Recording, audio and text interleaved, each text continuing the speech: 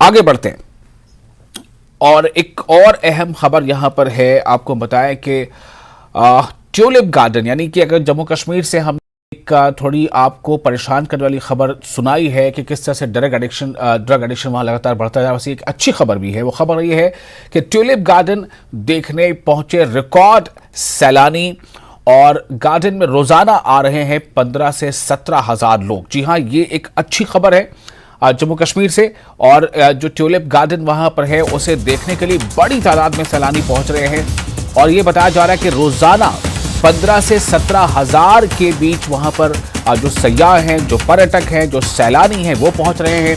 और 9 दिनों में 1,17,000 लोगों ने इनका नजारा किया है। जी हाँ, 9 दिनों में, सिर्फ 9 दिनों की बात है कि 9 दिनों के अंदर 1,17,000 लोगों ने ट्यूलिप गार्डन में इन खूबसूरत फूलों का नजारा किया है। और बताया जा रहा है कि एशिया का सबसे बड़ा ट्यूलिप गार्डन है, और गार्डन में 1, 2, 3, 4 नहीं बल्कि कुल 60 किस्म के 15 लाख ट्यूलिप्स मौजूद हैं। ये है वो आप जो नजारा इस वक्त स्क्रीन पर देख रहे हैं।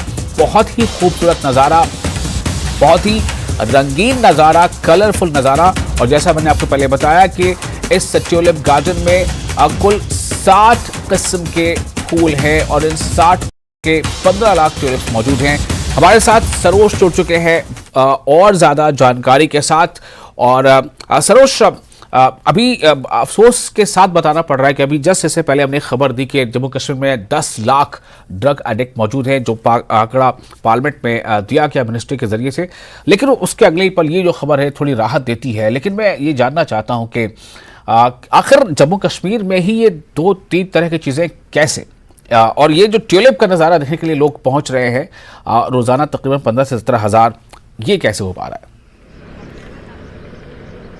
बिल्कुल विशाल, देखिए एक पहलू ऐसा भी है, कह रहे हैं कि एक ऐसी ड्रग की जो वबा यहाँ पे फैली है बहुत बुरी तरह कश्मीर में, एक दौर वैसा भी। और यहाँ पे आपको बता दूं एक दौर ऐसा भी है जहाँ पर इस वक्त ट्यूलिप गार्डन जो है अपने फुल ब्लूम पे है, जैसा कि आपने कहा करीबन 60 से ज्यादा किस्में हैं ट्यूलिप की यहाँ पे। और आपको बता दूं कि 1-1.5 महीना पहले जब हमारी टूरिज्म से बात हुई थी तो रिकॉर्ड फुटफॉल रहा था। मतलब फरवरी के महीने में 1.5 लाख से ज्यादा टूरिस्ट का आना, वो अपने आप में खुद बहुत बड़ी बात हो जाती है। अब अगर हम ट्यूलिप गार्डन पे आ जाते हैं, पहले मैं आपको बताऊं ट्यूलिप गार्डन जो है इसका जो लाइफ स्पैन रहता है ट्यूलिप्स का लाइफ स्पैन 2-3 हफ्ते से ज्यादा नहीं रहता है। तो मैं आपको बता दूं ये गार्डन जो है 1 महीने से ज्यादा खुला नहीं रहेगा।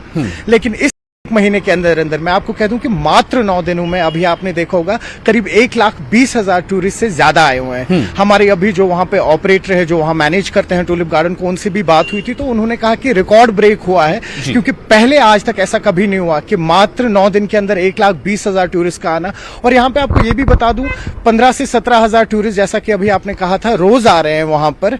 अच्छा, यहाँ पे आपको बताऊं क्योंकि अभी रमजान का महीना चल रहा है तो उस वजह से फुटफॉल भी जो है वो थोड़ा सा कम है। उसकी खास वजह यह है क्योंकि रमजान जो है, जो यहाँ का लोकल्स हैं, वो अभी उस तरह से नहीं आ पा रहे हैं ट्यूलिप गार्डन में जिस तरह से वो पिछले साल आते थे। जी तो एक जो आपने बात बताई कि ये रिकॉर्ड ब्रेकिंग है, और साथ ही साथ आपने ये भी बताया कि बहुत कम इसका लाइफ स्पैन है। मतलब ऐसा नहीं है कि महीनों ये खुले रह सकते हैं, ये 3 से 4 हफ्तों तक में ही ये रहेगा। मैं आपसे जानना चाहता हूं कि इससे जो टूरिज्म इंडस्ट्री है उसे कितना इससे बूस्ट मिलता है, कितना बूस्टअप होता है वो, और इसके इर्द गिर्द किस तरह से ये जो है जम्मू कश्मीर में खासतौर से जहां पर ये गार्डन है वहां के लोगों को मुतासर करता है, इसके अच्छे असरात क्या उनके लिए होते हैं?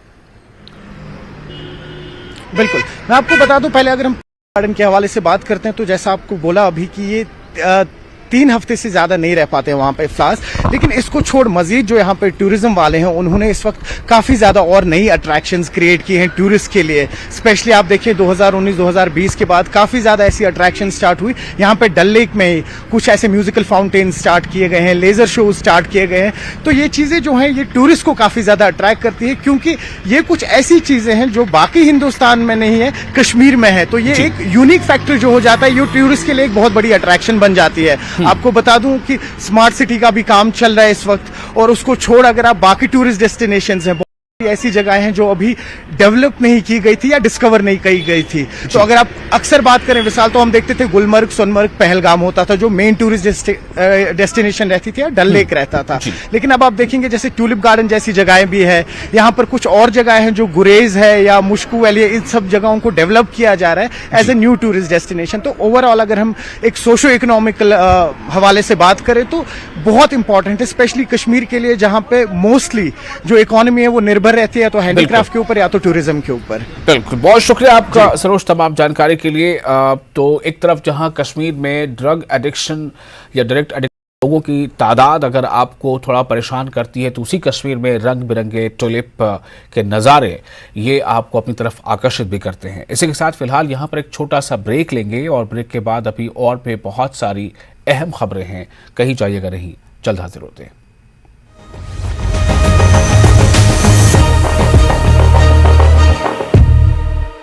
15 languages, 26